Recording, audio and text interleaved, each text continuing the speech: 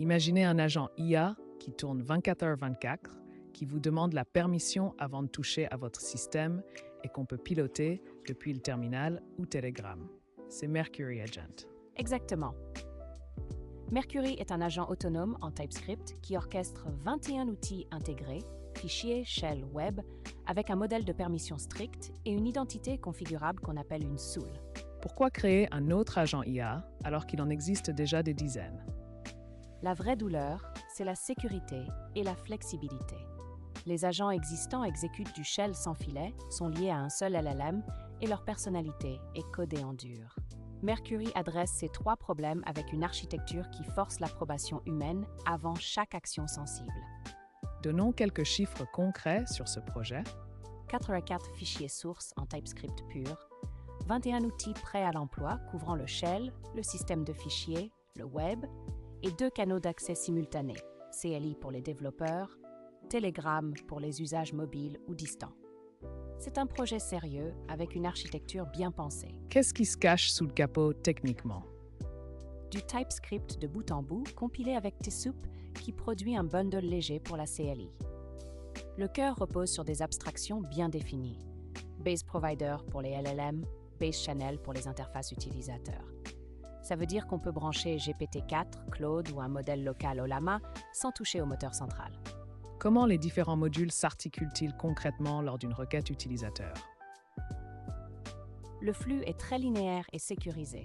Le message entre par le canal, l'agent core l'enrichit avec le SOOL et la mémoire, le LLM décide quel outil appeler, et là c'est crucial.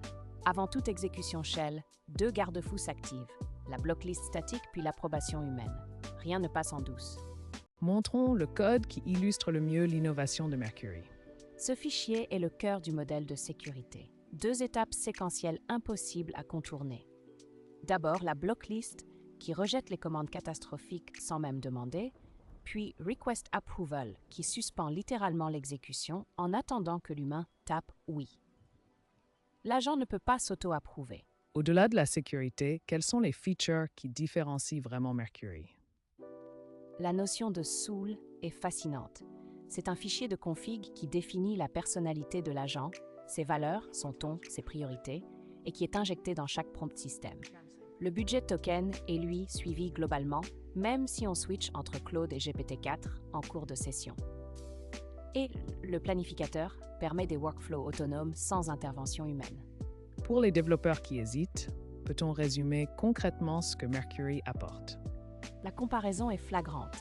Sans Mercury, un agent autonome, c'est une bombe à retardement sur vos serveurs. Avec Mercury, chaque action destructrice est bloquée ou soumise à validation. Et côté extensibilité, passer d'OpenAI à Anthropic ne demande qu'une nouvelle classe qui implémente Base Provider sans modifier une seule ligne du cœur. Comment on se lance concrètement? C'est complexe à configurer? Vraiment non. Une commande npm install ménager et Mercury est disponible globalement. Le Quick Start, c'est juste taper Mercury dans le terminal. Pour aller plus loin, on passe un fichier JSON qui définit la SOOL de l'agent, nom, personnalité, valeur, et c'est Mercury qui se charge du reste. Mémoire, planification, approbation. Si on devait retenir une seule phrase pour décrire Mercury à un collègue développeur. C'est exactement ce que dit le README. Un agent piloté par une âme, avec des outils blindés par les permissions. Ce qui me frappe, c'est cette combinaison rare. Autonomie complète 24/7 et contrôle humain garanti par architecture. Ce n'est pas un choix entre puissance et sécurité. Mercury prouve qu'on peut avoir les deux. Et l'extensibilité via Base Provider et Base Channel en fait une base solide pour tout projet d'automatisation sérieux.